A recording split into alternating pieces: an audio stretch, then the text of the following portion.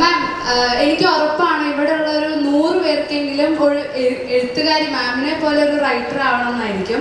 മാമിന്റെ കഥ എഴുത്ത് വായിച്ചതാണ്, ആരാചാർ വായിച്ചതാണ്. So how was your journey starting from short stories reaching to novel? Ma'am, അതിന്റെ ടെക്നിക്കാലിറ്റീസ് ഒന്ന് പറഞ്ഞുതരും. ഞാൻ അടുത്ത KLF പറഞ്ഞു തരാം.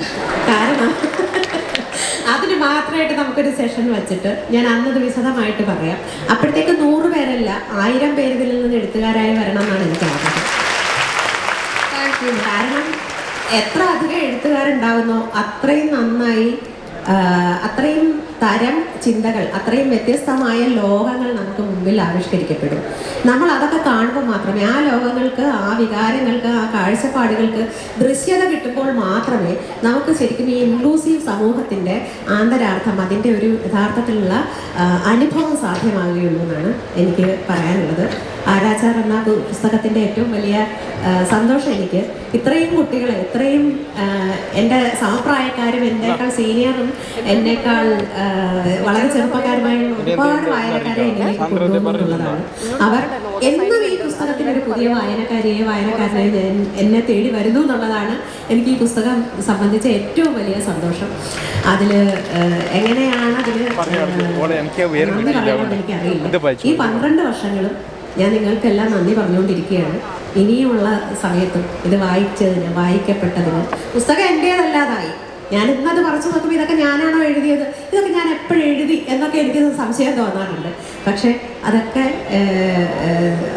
ജീവനുള്ളതാക്കുന്നത് അത് വായിക്കപ്പെടുമ്പോഴാണ്. അതിന് ഒരിക്കൽ കൂടി നന്ദി പറയുന്നു. വളരെ സന്തോഷമുണ്ട്. 2 ലക്ഷം കോപ്പിയോളം മറികടക്കുക എന്ന് പറയുന്നത് എന്നെപ്പോലെ ഒരു എഴുത്തുകാരി ഒരിക്കലും സ്വപ്നം കണ്ടിട്ടുള്ളതല്ല.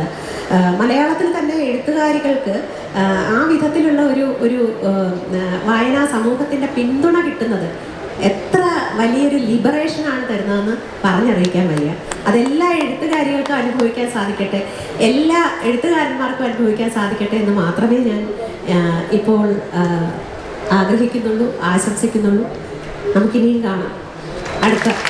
എന്തായാലും ആരാചാർ എഴുതി അത് ഇറങ്ങിയതിനു ശേഷം എന്നും ഒരു വായനക്കാരന്, ഒരു വായനക്കാരിയെ എഴുത്തുകാരിക്ക് കണ്ടുമുട്ടാനോ അല്ലെങ്കിൽ അവരുടെ വാക്കുകൾ കേൾക്കാനോ പറ്റുന്നു എന്നത് തന്നെയാണ് തീർച്ചയായും ആരാചാരുടെ 12 വർഷത്തിന്റെ ഈ ആഘോഷ സന്ദർഭം ഇവിടെ ഒരുക്കുന്നതിന്റെ കാരണം എന്നുകൂടി തിരിച്ചറിയുന്നു. ഒപ്പം KR മീര നടത്തുന്ന ഓരോ എഴുത്തും തുല്യതയ്ക്ക് വേണ്ടിയുള്ള സ്വാതന്ത്ര്യ സമരങ്ങൾ കൂടിയാണ് എന്നുകൂടി ഓർമ്മിപ്പിച്ചുകൊണ്ട് ഈ സെഷന് സാക്ഷികളായ മുഴുവൻ ആളുകൾക്കും നന്ദി പറഞ്ഞുകൊണ്ട് നിർത്തുന്നു. നന്ദി, നമസ്കാരം.